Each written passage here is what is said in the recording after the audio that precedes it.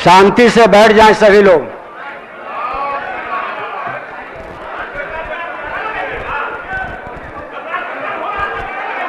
आप बैठ जाइए शांति से सभी लोग। माननीय सदस्यगण, सप्तदश बिहार विधानसभा के खटसम सत्र के इस विशेष उपवेशन में आप सबों का हार्दिक अभिनंदन करता हूं। इस संसदीय लोकतंत्र में संख्या बल की निर्णायक भूमिका होती है।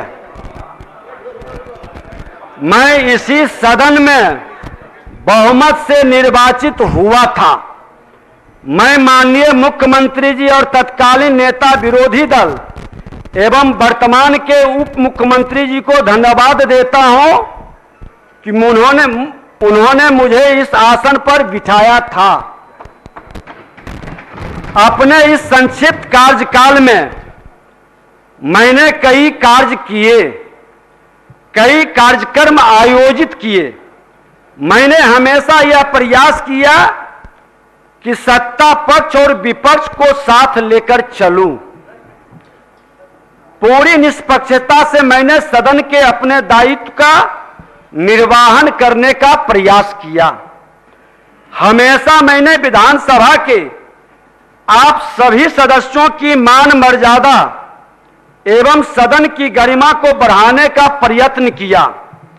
एक नई राजनीतिक घटनाक्रम के तहत राजनीतिक दलों का नया गठबंधन हुआ, नई सरकार का गठन हुआ।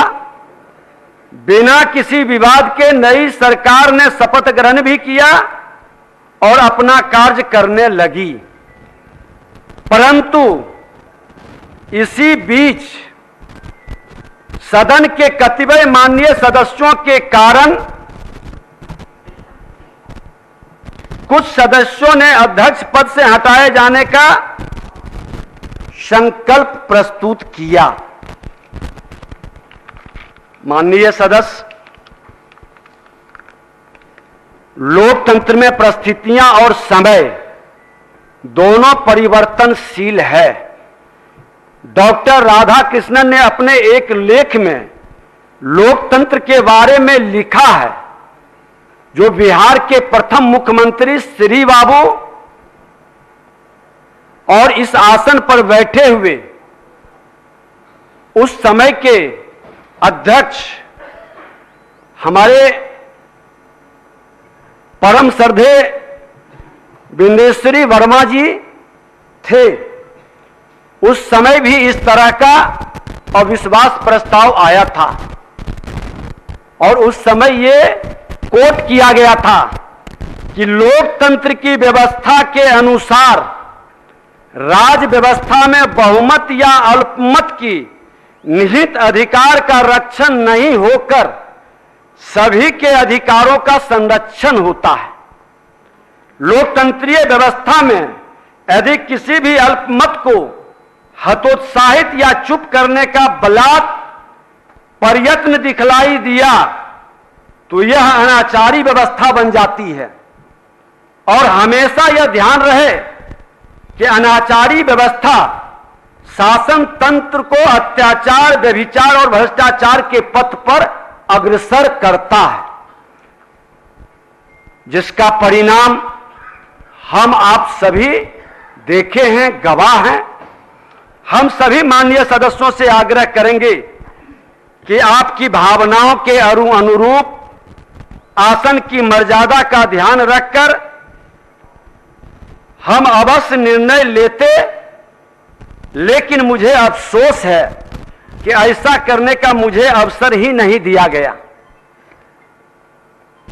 सरकार का 9 अगस्त को इस्तीफा देना और 10 अगस्त को नई सरकार का प्रस्ताव देना, लोकतंत्र में बहुमत के हिसाब से यह परंपरा,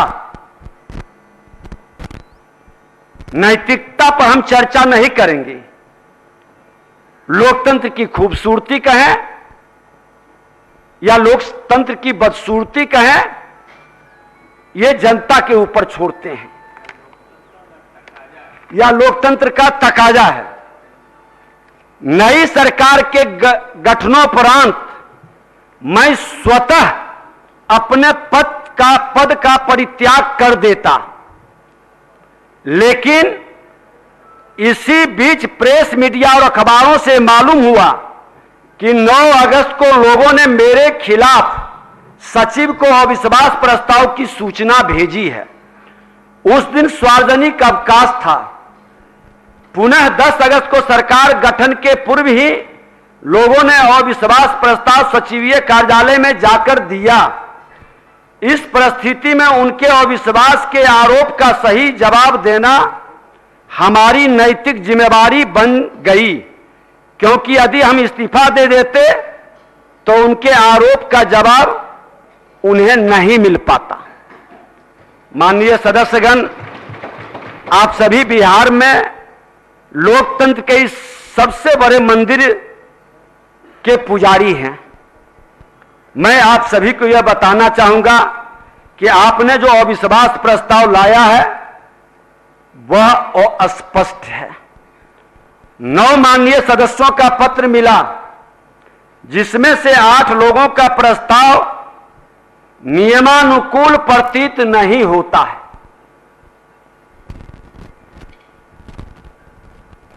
एक माननीय सदस्य श्री ललित यादव जी द्वारा दिया गया, जो अब माननीय मंत्री हैं, जिसमें वह वर्णित है कि आप विश्वास मत खो चुके हैं।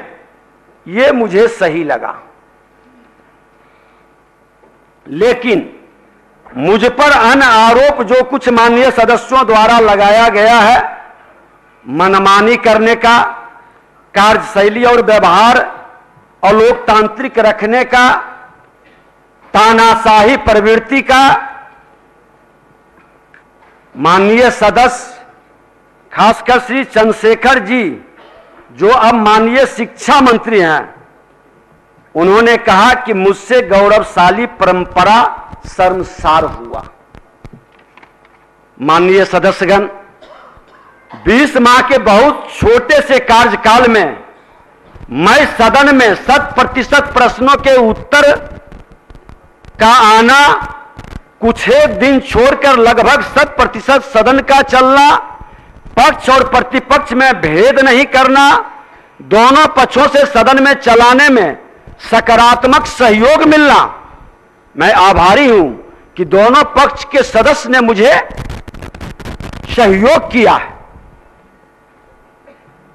माननीय सदस्यों के पूरक प्रश्नों का अवसर ज्यादा से ज्यादा देना, माननीय हमारे संसदीय कार्य मंत्री जी शिक्षा मंत्री भी थे, इनके एक प्रश्न पर 16 पूरक हुआ था। हमको लगता है इस विधानसभा की भी एक नई खूबसूरती थी। शून्यकाल की संख्या बढ़ा कर लेना, सदन को डिजिटल प्लेटफॉर्म से जोड़ना, सदन की कार्यवाही को यूट्यूब लाइव करना, इसे सुदूर गांव तक पहुंचाना, माननीय सदस्यों उनके पीए को डिजिटल वातावरण से जोड़कर उसका लाभ पहुंचाने का कार्य करना, माननीय सदस्यों के मान सम्मान के लिए अभ्यावेदन प्रोटोकॉल समिति का गठन करना, विभागों के द्वारा गलत उत्तर आने पर संबंधित विभागों से स्पष्टीकरण लेना, क्या यह तानाशाही प्रवृत्ति है? क्या यह अलोकतांत्रिक क्रिया थी? क्या यह सदन की मर्यादा और गरिमा को तार तार करना था? क्या यह अध्यक्ष की हैसियत से अलोकतांत्रिक और स्थापित परंपराओं के विरुद्ध था?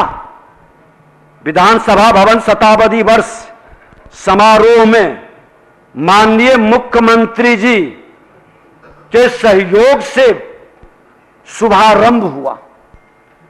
माननीय राष्ट्रपति महोदय का सामाजिक नैतिक संकल्प अभियान का शुरुआत हुआ। माननीय मुख्यमंत्री जी ने भी समाज सुधार के रूप में उसको लेकर चले। सामाजिक नैतिक संकल्प अभियान को लेकर मैंने भी हर जिला के अंदर ये पूरा वातावरण बनाया। माननीय प्रधानमंत्री जी की प्रेरणा से उन्होंने प्रेरित किया, उत्साहित किया।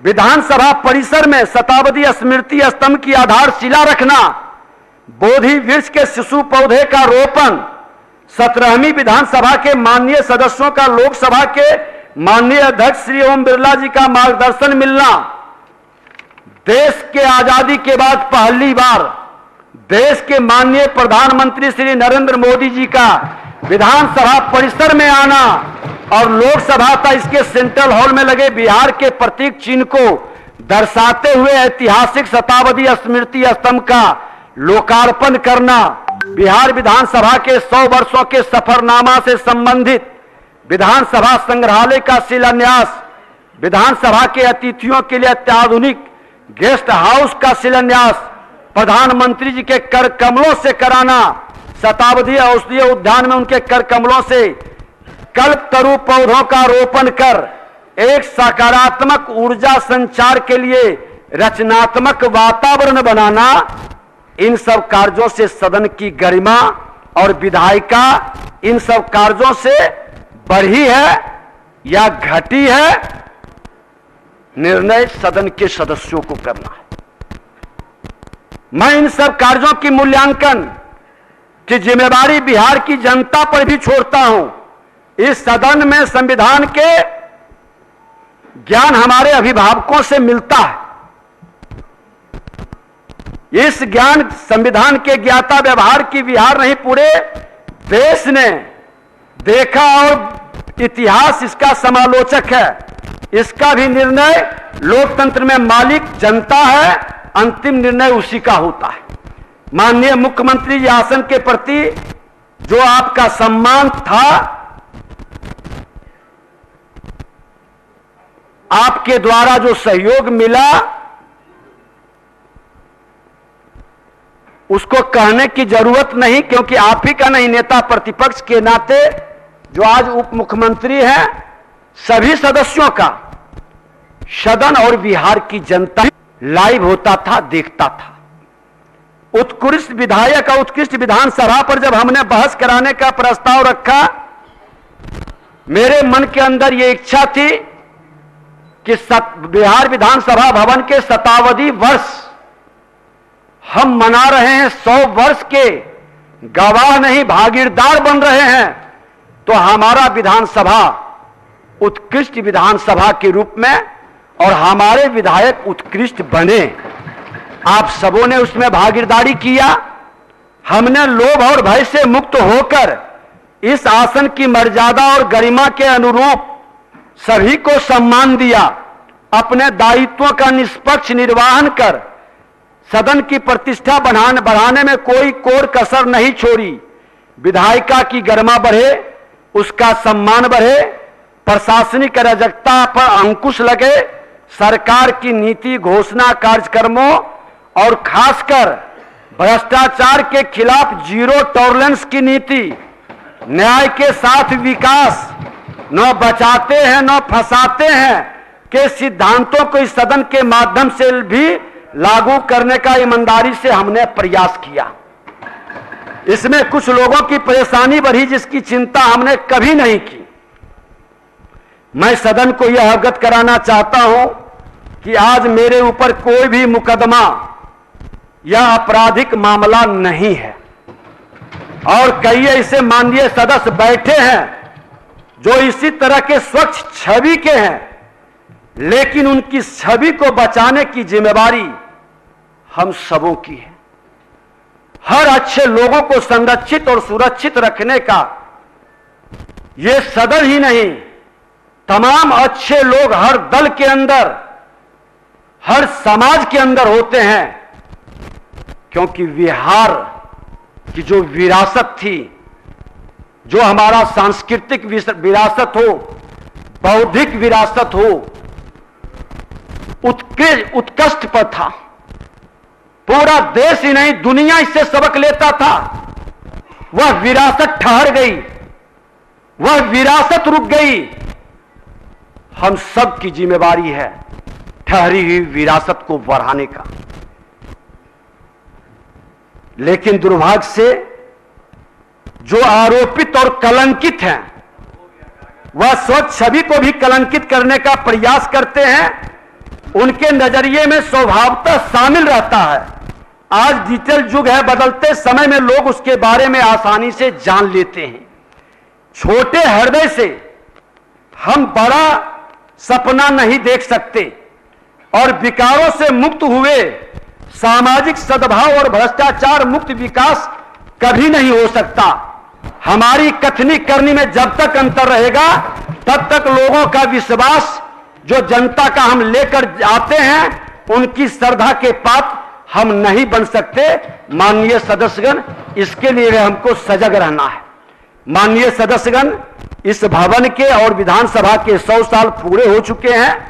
अब तक जितने लोग इस मंदिर के पुजारी बनकर आए और विदा हो गए, लोग आए गए, यह सिलसिला समय के साथ जारी है, आगे भी जारी रहेगा। लेकिन इस सदन की मर्यादा और गरिमा को अक्षुण्ण रखने में जिन्होंने अपनी महती भूमिका निभाई,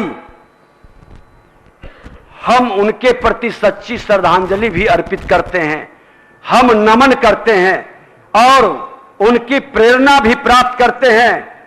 इतिहास ने उन्हें बड़े आदर से स्थान भी दिया है। हमें यह बात याद रखनी होगी कि यह सदन हमसे जरूर है, लेकिन यह सदन हम सबसे सर्वोपरि है। और आसन तो पंच परमेश्वर जैसा है। आप सबों ने आसन पर अविश्वास जताकर क्या संदेश देना चाहा, यह जनता तय करेगी। हमें इसकी गरिमा को बढ़ाना है और यही काम हमने अपने छोटे से कार्यकाल में किया है।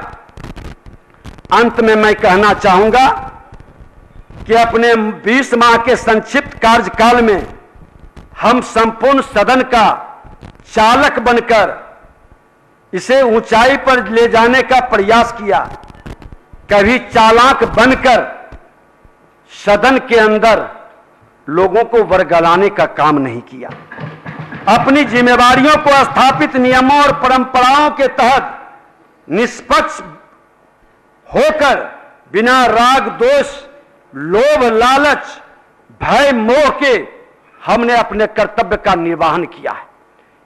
यही आग्रह आप सबों से है कि लोकतंत्र में जनता के द्वारा दिए गए अधिकार का आप भी सही दिशा में उपयोग कर उनका विश्वास जीतें तथा लोकतंत्र की जड़ों को मजबूत करें। आपसे हमारा निवेदन और आग्रह होगा कि आपने जिस तरह से बहुत कम अंतर रहते हुए सदन में एक सकारात्मक वातावरण बनाया, सहयोग किया, आने वाले समय में हमारी शुभकामना भी रहेगी। जो भी इस आसन पर बैठेंगे, विपक्ष की आवाज जिस तरह से हम लोगों ने संरक्षित करने का काम किया, और विपक्ष ही नहीं, सत्ता पक्ष का, सभी विधायकों के मान सम्मान बढ़ाने के लिए प्रखंड स्तर पर उनके कार्यालय का, उनके अपने फंड से भी व्यवस्था बनाने का विधायिका को एक बार पुनः आग्रह करेंगे इस आसन से, अध्यक्ष के नाते की विधायिका की सम्मान बढ़े। जब जब विधायिका मजबूत हुई है, प्रशासनिक अराजकता हटी है और विधायक जनता के हित में अपने जान से बढ़कर काम किया है। सभी दलों के नेता से विमर्श भी हमने कई बार किया, सकारात्मक निष्कर्ष पर पहुंचा। विशेषाधिकार कमेटी के माध्यम से अराजकता उत्पन्न करने वाले पदाधिकारियों पर मुख्यमंत्री जी के द्वारा ही अंकुश लगी है। जो कमी रह गया है उस पर लगनी चाहिए। और मैं अब माननीय अध्यासी सदस्य, जिनको सभी सदस्य श्रद्धा से और निर्विकार रूप से, निर्विवादित माननीय नरेंद्र नारायण यादव जी आसन को संभालेंगे और जो सरकार के विषय तय हैं उस विषय का संचालन करेंगे। स्वस्थ बहस भी होगी, बिहार का संदेश, क्योंकि बिहार लोकतंत्र की जननी है, इसका संदेश जो खूबसूरती हम सबों ने मिलकर प्रकट की है, ये पूरे देश और दुनिया देख रहा है। मैं 2 घंटे का बहस जो परंपरा है, नियम है, रहेगा। सदन की कार्यवाही स्थगित करने के पूर्व अपने पद से बहुमत का सम्मान करते हुए इस्तीफा देता हूं और 2 बजे दिन में सदन पुनः प्रारंभ होगा और सदन स्थगित की जाती है। अध्यक्ष महोदय, आप इससे कवल की स्थगित करें।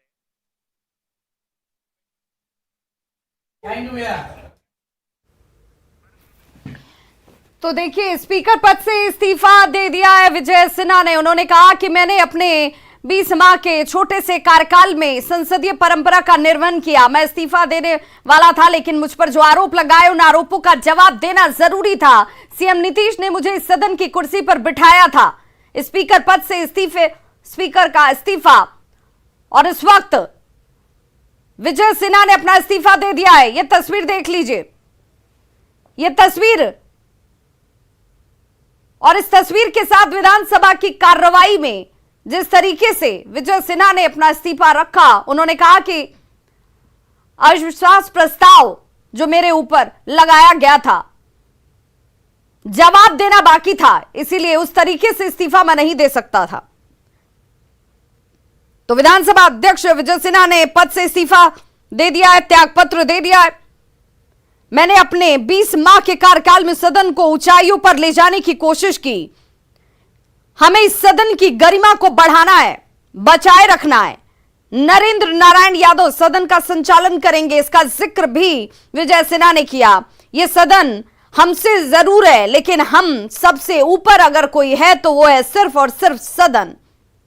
जो भी इस आसन पर बैठेंगे वो सभी विधायकों के अधिकारों की रक्षा करेंगे, उनका मान सम्मान बनाए रखेंगे, विधायकों के मान सम्मान को बढ़ाने का काम करेंगे, सत्ता पक्ष और विपक्ष को एक नजरिए से देखेंगे। यह उम्मीद मैं करता हूं। हमने अपने कार्यकाल के दौरान सदन की गरिमा को सिर्फ आगे बढ़ाने का काम किया। राज, द्वेष या इस तरह की भावना या लालच में काम नहीं किया मैंने। आसन पंच परमेश्वर के जैसा होता है। हमें इसकी गरिमा को बढ़ाए रखना है, बनाए रखना है, बचाए रखना है। इस सदन के अंदर ही उन्होंने यह भी जिक्र कर दिया कि पद का सम्मान करते हुए मैं इस्तीफा दे रहा हूं, लेकिन इसी सदन के अंदर कुछ लोग ऐसे भी हैं जो आरोपित हैं, जिनके ऊपर गंभीर आरोप भी हैं, कलंकित हैं, लेकिन मेरे ऊपर ऐसा कोई दाग नहीं लगा है। बिहार की छवि को खराब नहीं करना है।